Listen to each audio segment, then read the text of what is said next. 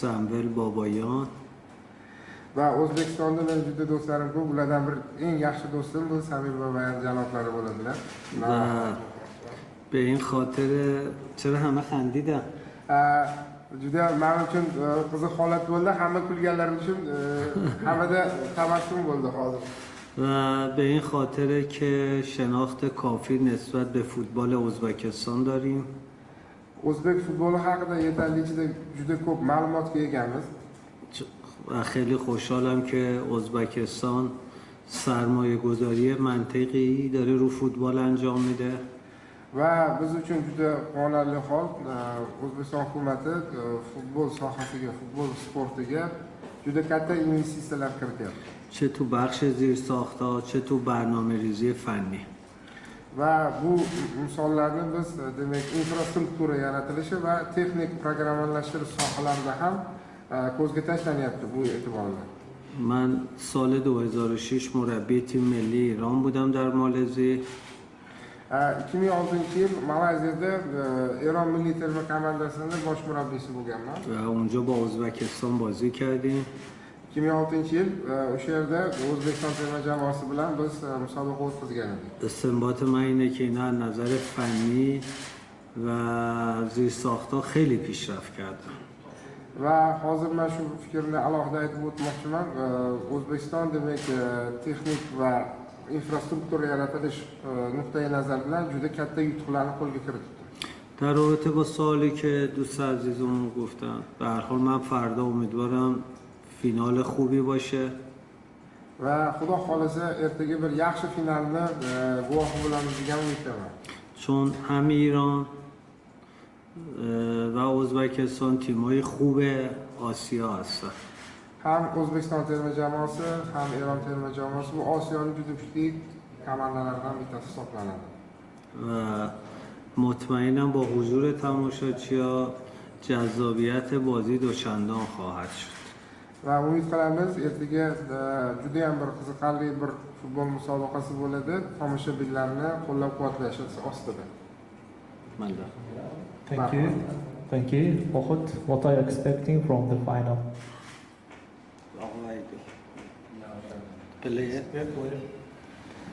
من هم از سلام دارم خدمت همه عزیزان. Matbuot anjumani ishtirokchilariga o'z salomlarimni yo'llayman. خب خیلی خوشحالیم که یه بار دیگه روبروی تیم ازبکستان قرار میگیریم، تیمی که یکی از قدرت‌های آسیاست و همیشه بازی‌های ایران و ازبکستان بازی‌های درگیرانه و با نتایج نزدیک بود. Va biz yana bir bor O'zbekiston milliy terma jamoasi bilan yana musobaqa o'tkazayotganimizdan juda ham xursandmiz. Va buni e'tirof etib o'tish kerak. O'zbekiston milliy terma komandasi va Eron milliy terma komandasi Osiyoning juda kuchli komandalaridan biri hisoblanadi. اگه ما اینجا هستیم به خاطر هدفیه که دنبال اون هستیم و به خاطرش می‌جنگیم که بتونیم یک گام به اون هدف اصلی که بازی قهرمانی آسیا است، جام ملت‌های آسیا است، نزدیک بشیم. Va bu ertaga bo'ladigan finalimizda yuqori ko'rsatkichlar ko'rsatib, o'zimizni oldimizga qo'ygan asosiy maqsadimiz jahon chempionatiga bir ilk katta bir qadamni qo'yish bo'ladi. امیدوارم بازی خوبی باشه و ما بتونیم نتیجه خوبی کسب کنیم و هوادارا لذت ببرن. Xudo xolasa umid qilamiz, ertaga bo'ladigan o'yinimiz juda bir qizg'in, yaxshi o'yin bo'ladi va biz o'zimizning muxlislarimizni ishonchlarini oqlaymiz degan umiddamiz. Thank you. Questions? Avvalambor janob murabbiyni shu O'zbekistonda ko'rib ko'rganingizdan xursandmiz. Murabbiyni oldin ham shu matbuot anjumanlarida, o'sha Zobaxon bilan, Persepolis bilan Toshkentga keladi. Ko'ryapmiz, juda yaxshi jamoat shakllantirishlarni o'sha Eronda mashhur murabbiy hisoblanadi. ما خیلی خوشحال هستیم که جناب عالی رو مجددا در سرزمین ازبکستان می‌بینیم. جناب عالی رو ما در نشست‌های خبری که تحت سرپرستی جناب عالی تیم‌های زوباهان و پرسپولیس اومدن ازبکستان نشست خبری استقلال اومدن حضور پیدا کردی جناب عالی. ما بازم جناب عالی رو که همینجا می‌بینیم باعث افتخار ماست. Savolim Sardor Azmuhamov, chunki internet ayrimlarida unda mikro travma borligi haqida eshitdik. Bu ertangi uchrashuvda O'zbekistonning tashqi maydoniga chiqadi va qay darajada holati tayyor.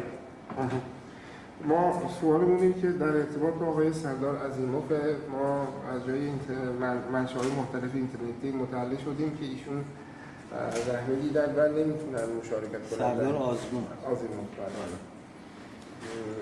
ایشون چه جوریه تکلیفشون؟ خیلی ممنون. منم خیلی خوشحالم که در کشور خوب ازبکستان برای چندمین بار حضور پیدا کردم. yana bir bor O'zbekistonda ishtirok etib turganimizdan va siz aziz do'stlarimizni xizmatingizda bo'lib turganimizdan yana bir bor xursandmiz. سردار آزمون مسئولیت نداره، یعنی تیم پزشکیمون داره روش کار میکنه. حالا تا بعد از ظهر مشخص میشه که میتونه بازی کنه یا نمیتونه، یعنی مسئولیتش اونجوری نیست، ولی تیم پزشکیمون قراره بعد تمرین امروز به ما خبر بدن. Hozircha komandamizni demak vrachlar guruhi hozircha bu o'yinchini musobaqada ertaga bo'ladigan futbol musobaqasida ishtirok etishi haqida aniq fikrni bildirishmadi. U hozir davolanish jarayonida. Shuning uchun o'yindan oldin balki biz uchun oxirgi fikrni bildirishadi. چون سلامتی بازیکن مخصوصا پیش از فصل برای ما از همه چی مهمتره. Albatta futbolistlarimizning salomatligi biz uchun hamma narsadan ustun hisoblanadi. به این خاطر بعد تمرین امروز تیم پزشکیمون که جای هم داره ازشون تشکر کنم به ما میگن که ایشون میتونه بازی کنه یا نمیتونه. Bugungi mashqlarimizdan keyin bizni vrachlar komandamiz o'zlarining fikr mulohazalarini bildirishadi. Bu o'yinchimizni ertaga bo'ladigan musobaqada ishtiroki xususida. Thank you. Questions? Assalomu alaykum. Assalomu alaykum. O'zbekistonga xush kelibsizlar. Xush o'rnadik, favor deb O'zbekiston. Janob bosh murabbiy qayd etdilarki, o'z so'zlarida O'zbekistonga ko'p murojaat kelganman, do'stlarim bor. Shulardan hozirgi Avval klubining bosh murabbiysi Samvel Boboyanni e'tirof etdilar.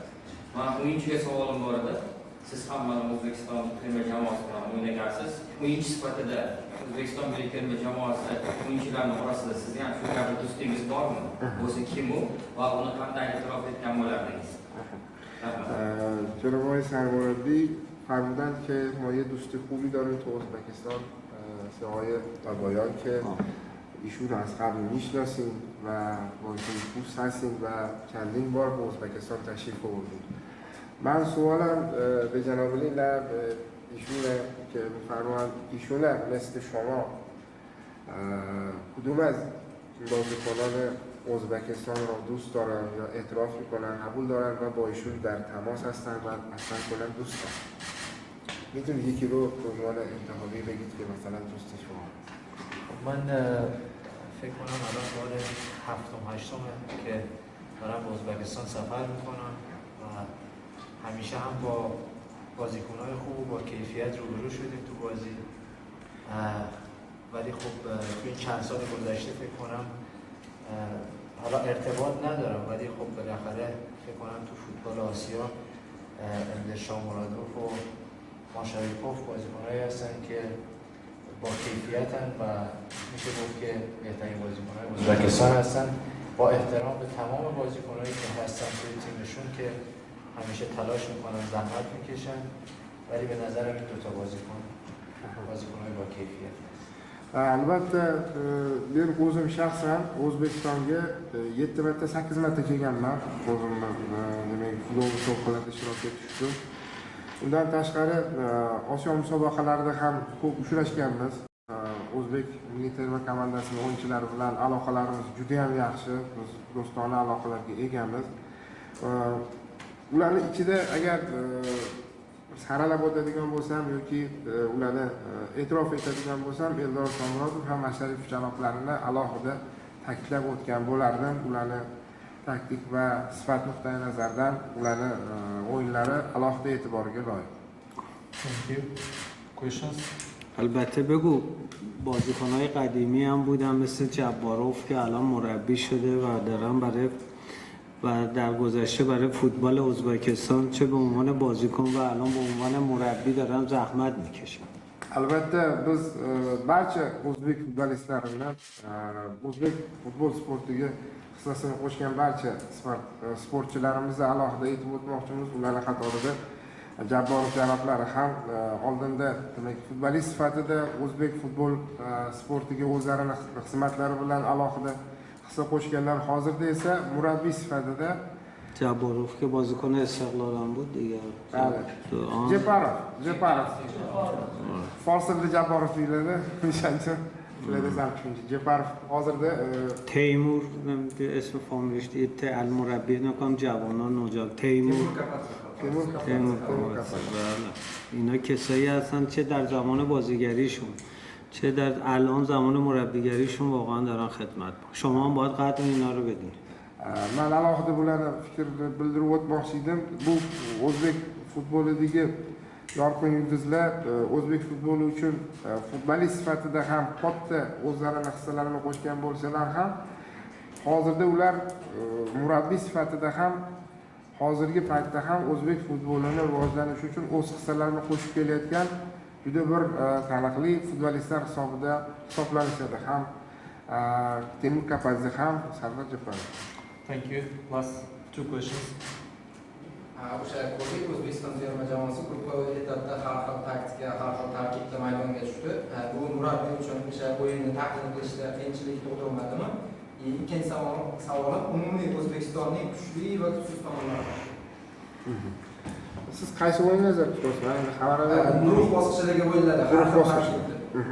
میگم که در مسابقاتی که تیم ازبکستان در دسته‌های گروهی داشته از لحاظ تاکتیک های مختلفی رو اعمال کرده و به کار برده. این برای تیم ایرانی اصلا نکته نظرات دارید شما؟ مثلا جالب بود یا چجوری بود؟ اما سوال کردی از آقا بایده از شما. و جوانب ضعیفی تیم ازبکستان رو اگه بفرمایید خوشحال میشم. من اولا برای مربی و همکار خوبم آرزوی سلامتی میکنم. گویا یک کسالتی داره، انشالله که سرمربی ازبکستان انشالله خدا بهش سلامتی بده. O'zbekiston Respublikasi demak futbol komandasi bosh murabbiysi hozirda ozgina betob ekanlar, biz xabar topdik. Biz umid qilamiz bu dardlardan eson-omon qutulib olib, bu dardlardan forig' bo'ladi. ما قرار امروز تیم ازبکستان رو آنالیز کنیم به خاطر وقت کمی که داشتیم. Biz bugun O'zbekiston terma komandasini buguncha tahlil qilmoqchi edik. Bugun vaqtimiz kam edi. ولی اونا با دو سیستم مختلف بازی میکنن. بعضی موقع با 3 دفاع بازی میکنن. Biz ular O'zbekiston milliy terma komandasini taktikasini kuzatganimizda ular ikkita sistemadan ko'proq foydalanishadi. بعضی موقع با 4 دفاع بازی میکنن. Bir xil paytlarda 3 ta himoyachi bilan, bir xilda 4 ta himoyachi bilan. ولی آنالیز اصلیمون امروز قبل تمرینه.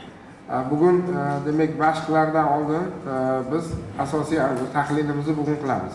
شما وقت آنچنانی نداشتیم تا از قرقیزستان بیاییم اینجا و جا به جا بشیم و اینا.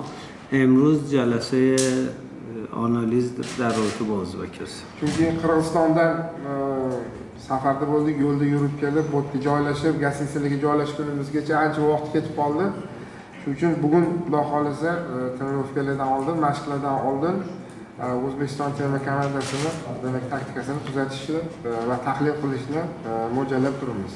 اگه سوالی دیگه ندارم من یه چیز راجع به کافا بگم. Agar boshqa savolinglar yo'q bo'lsa, Kafa haqida biroz ma'lumot berib o'tmoqchi edim. ندارم. Hech kimda savol yo'qmi? من تشکر میکنم از مسئولین کافا. Kafa tashkilotini mutasaddilaridan minnatdorchilik bildirmoqchi edim. چه قرقیزستان چه ازبکستان. Va bu tashkilotni Qirg'izistondagi demak tashkilotchilari va O'zbekistondagi alohida tashkilotchilaridan minnatdorchilik bildirib qolaman. من اینو تو قرقیزستانم گفتم یه بار دیگه هم میگم. Bu fikrlarimni va tahsin taqdirlarimni, tashakkurlarimni Qirg'izistonda ham ularning nomlariga bildirdim. ولی امیدوارم در دوره‌های بعد Xudo xohlasa umid qilamiz keyingi turlarda این بازی‌ها با کیفیت بالاتری انجام بشه va umid qilamiz bu o'yinlar yuqoriga sifat darajasiga chiqadi. این طبیعیه دیگه شروع هر کار سختی‌های خودشو داره Har bir ishni boshlanishi bizga ma'lumki qiyin bo'ladi va u borgan sari takomillashadi. چون کافا اولین دورشه با بزرگا داره انجام میشه یقینا یه سری کمبودا داره Kafa tashkilotini demak bu birinchi tadbirlardan bo'lganligi uchun albatta tabiiy bu bir necha kamchiliklarga ega bo'ladi. ولی انشالله در دوره‌های آینده با کیفیت بهتری انجام بشه و ما هم خیلی خوشحالیم که با همه نفراتمون اینجا اومدیم چون به این بازی‌ها احترام گذاشتیم. Albatta kafa tashkilotchilariga kelajakdagi faoliyatlarida muvaffaqiyatlar tilaymiz. Qo'yilgan kamchiliklarni ular bartaraf qilgan holda o'zlarini faoliyatlarini amalga oshirishadi. Biz ham o'zimiz hurmat ko'rsatib bugungi demak ertaga bo'ladigan musobaqalarda ishtirokimizni to'liq ta'kidlash. چون فوتبال جای احترام و لذت. Albatta futbolning alohida tomoni shundaki bu hurmat va bu musobaqadan lazzat olish degan ikkita tushunchani o'zida mujassam qiladi. مثلا شما برید آرژانتین فکر کنم با استرالیا بازی کرد با همه نفراتش بازی کرد. Masalan siz Argentinada agar Avstraliyani kuzatgan bo'lsangiz, to'liq tarkib bilan o'ta ishtirokini o'zini ta'minladi. اگه اشتباه نکنم اسپانیا که دیشب هم قهرمان شد اگه اشتباه نکنم جوره جبرالطارق هم اونم با همه نفراتش. Kecha men Ispaniyada demak Ispaniyaning chempion bo'lgan o'yinini ko'rdim. U yerda ham o'sha to'liq tarkib bilan o'ta ishtirok bo'ldi. و فوتبال جای احترام و لذت. Yana bir bor aytib o'taman, demak futbol shunday bir sohaki, unda ikkita ma'no o'zida mujassam bo'ladi. Bu o'zaro hurmat va bu musobaqadan olinadigan katta lazzat. و از همتونم تشکر میکنم و فردا امیدوارم یه بازی خوب چه اونایی که تلویزیون میبینن چه اونایی که در استادیوم هستن لذت ببرن. نتیجهش هم دست خداست. Umid qilamiz, hurmatli bizni ommaviy axborot vositalari xodimlarimizdan minnatdorchilik bildiramiz ushbu tadbirda ishtirok etganlarga va umid qilamiz ertaga bo'ladigan o'yinimiz juda bir lazzatliga boy va olqishlarga boy bo'ladi va biz tomoshabinlarimizni olqishlarini oqlaydigan umiddamiz. Thank you for attending. Good luck in the final. Thank you.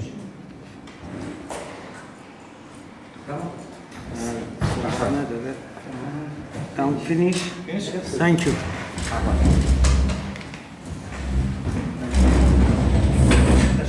تشکر.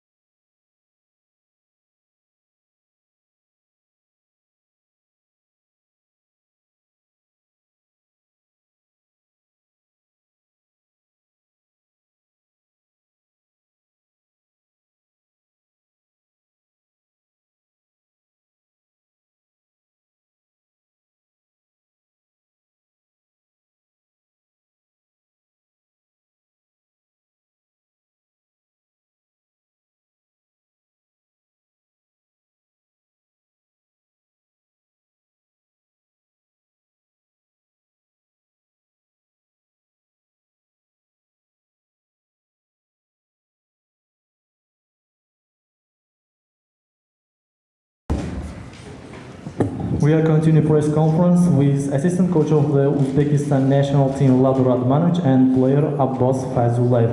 Aziz do'stlar, biz matbuot anjumanimizni so'nggi qismiga yetib keldik. Demak, O'zbekiston milliy terma jamoasi yordamchi murabbiyi Vladimir Radmanovich hamda futbolchi Abbos Fayzullayev bilan davom ettiramiz.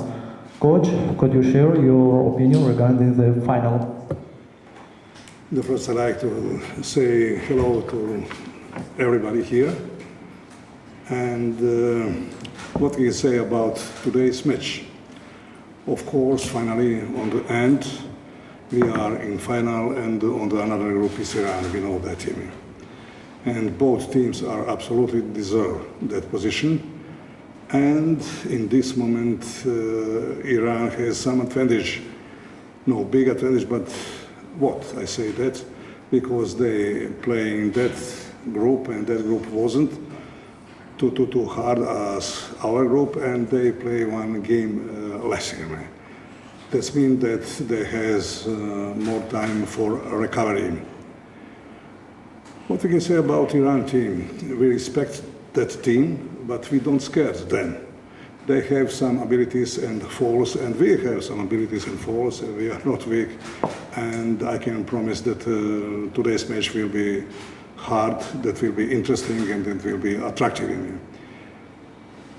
Demak, birinchi navbatda barchaga assalomu alaykum. Ertangi uchrashuv final haqida gapiradigan bo'lsak, ikkala jamoa ham ushbu finalda o'ynashga loyiq terma jamoalar. Demak, Eron terma jamoasida bitta ustunligi haqida alohida to'xtalmoqchi edim. Ularning guruhi biznikidek qiyin guruh bo'lmadi, hamda ular bitta o'yin kamroq o'ynadi. Guruhda 3 ta jamoa bo'lganligi tufayli. Shu sababdan tabiiyki ularda tiklanish uchun ko'proq vaqt bo'ladi. Biz Eron terma jamoasini juda ham hurmat qilamiz, lekin hech kim ushbu terma jamoadan qo'rqayotgani yo'q. Man terma jamoa haqida gapiradigan bo'lsak, bularda hujum chizig'i juda ham kuchli. Bizda ham bu zo'rna hujum chizig'imiz o'ziga xos kuchga ega va shu sababdan aytish mumkin, finalda juda ham qiziqarli va muxlislarga yoqadigan o'yin bo'ladi deb o'ylayman. And I like to say more that how we have to play and to have success. And I think in every part of the field, every time during the game, and in every action, we must play seriously, we must play discipline, we must play consciously, responsibly, and logical. And on another time, we must have good movement, speed, and high rhythm all 90 minutes. Demak, uchrashuvda biz ertaga qanday harakat qilishimiz to'g'risida gapiradigan bo'lsak, eng asosiysi bizning futbolchilarimiz ertaga maydonning har bir qarichida, har bir qismida jiddiy harakat qilishlari kerak, tartibli futbol ko'rsatishlari kerak, hamda mantiqan to'g'ri qarorlar chiqarishimiz kerak. Va har bir futbolchi o'z vazifasiga nisbatan mas'uliyat bilan yondashishi talab etiladi. Va eng asosiysi biz ertaga butun uchrashuv davomida yuqori temp, yuqori shiddat bilan harakat qilishimiz kerak. Thank you, Coach. Abbas, what are you expecting from the final? Avvalambor assalomu alaykum hammaga. Ertaga bizda juda qiyin va juda qiziqarli o'yin kutib turibdi. Eron Osiyoning eng kuchli terma jamoalaridan bittasi. Xudo xohlasa ertaga maydonga chiqib, g'alaba qozonib o'zbek xalqiga quvonch olib kelmoqchimiz. Good morning, everyone. So tomorrow, really interesting and difficult game is waiting for us. As we know, Iran is one of the biggest, one of the strongest team in Asia. But we would do our best to make our Uzbek fans, Uzbek people really happy tomorrow. Thank you. Questions? Abdullah. Eron guruh bosqichidagi o'yinlarini kuzatgan bo'lsangiz, ertangi uchrashuvda Erondan qanday o'yin kutmoqdasiz? Hujumkormi yoki Eron yana O'zbekistonga jiddiylashib satahada balki o'z uslubini o'zgartirishi mumkinmi? Ikkinchi savolim, shunday o'yinlar bo'lganki, O'zbekiston Eron bilan o'yinlarda har o'yin darvozaga aniq zarba berishga keladi. Shunday holatlar bo'lib ko'ryapmiz. Bitta o'yin birorta aniq zarbasiz maydon tark etgan holatdan ko'ring. Ertangi o'yinda bu hujumchilarimiz yana ko'proq o'sha bosim yuklaydimi? So he has two questions. The first question is that if you watched and analyzed the games of Iran in the group stage, what are you expecting from them tomorrow? Are they going to play like offensive football, or are they going to play from defense? It's the first question. And My answer on your first question is we know. We analyze Iran's team and their game, and we know all. And I suppose that they know all about our games. We expect an offense game of Iran, and that is better for us. When we play defense system, it's better for us, but we know they are good attackers and midfielders, and really will be interesting. Demak, albatta biz Eron terma jamoasini barcha uchrashuvlarni tahlil qilib chiqdik. Biz ular haqida barcha ma'lumotga egamiz va o'z navbatida ular ham biz haqimizda barcha ma'lumotga ega deb o'ylayman. Ertaga biz ulardan hujumkor o'yin kutyapmiz va albatta biz uchun yaxshi. Ular hujumkor o'yin ko'rsatadigan bo'lsa, lekin shuni ta'kidlash kerakki, ularda juda ham yaxshi hujum hamda yarim himoya chizig'i juda ham yaxshi rivojlangan Eron terma jamoasida. So the second question was, there were a lot of games, the previous games against Iran, that we had not a single shot to the goal. May it will be some kind of pressure for our forwards that before in the previous games we had in some games no single shot to the goal. Yeah, you know, football is unpredictable game, and the bigger question is how to predict unpredictable. Many times we saw that the smallest details decided about positive or negative results, and who knows what will be. Just will be what will be. Our ask is that we must to fight very, very, very strong. And finally, I expect that it will have success in. Demak, futbol bilasiz juda ham nima deydi, taxmin qilish qiyin bo'lgan sport turi. Shu uchrashuvda nima bo'lishi, nimalar sodir bo'lishi va bizning vazifamiz har doim shu sodir bo'lishi mumkin bo'lgan narsalarni iloji boricha to'g'ri topish o'yindan oldin. Biz murabbiylarning vazifasi. Futbolda juda ham mayda detallar, mayda narsalar uchrashuvda ko'p narsani hal qiladi, o'yinni ijobiy yoki salbiy tomonga o'zgarib ketishiga ta'sir ko'rsatishi mumkin. Shu sababdan biz ertaga qo'ldan kelgancha eng yaxshi o'yinimizni ko'rsatamiz va o'ylaymizki, omad ham biz tomonda bo'ladi. Thank you. Questions? Михаил Георгиевич, фантазия, вопрос для босса. Можно на узбекском ответить, я английский пойму. Чувствуется ли какая-то принципиальность внутри команды из-за того, что Узбекистан один раз только обыграл Иран? Чувствуется ли какая-то как дерби определенная? Eronga qarshi o'yinda har doim prinsipial o'yin bo'lib keladi, chunki Osiyoning eng kuchli jamoalaridan bittasi, O'zbekistonning eng kuchli jamoalaridan bittasi. Bir-biriga juda mos raqiblar. O'shaning uchun ertaga juda qiziqarli o'yin bo'ladi degan umid. So the question was, do you feel some kind of responsibility or pressure in the game against Iran? Because as we know, it's some kind of derby again. Always the games between Iran and Uzbekistan. So the answer was, of course, always for us it's really important to play against Iran, and I think that it will be a really tough game against this kind of tough opponent. So I think it will be a really interesting game to see, to watch, and to enjoy tomorrow. Thank you. Questions? Savol Murodiy va Abbosga. O'sha o'tgan galgi matbuot anjumanidagi o'tganda 60 ga 40 baholagan imkoniyatlarni bizning foydamizga deganda hali ham shu fikrdami? Abbosga savolim, imkoniyatlarni shu foizlarda baholaydigan bo'lsangiz nechaga yetadigan bo'lasiz? So after the game in the post-match press conference against Tajikistan, you said that our chances against Iran is like 60-40. And do you still, how to say, maintain this opinion, or did something change? What do you think? No, I don't change my opinion. I am optimist always in the sport. If you are not optimist, you will lose on the end. But what will be, it will be. That I know that I will bet every day and I will be a rich man.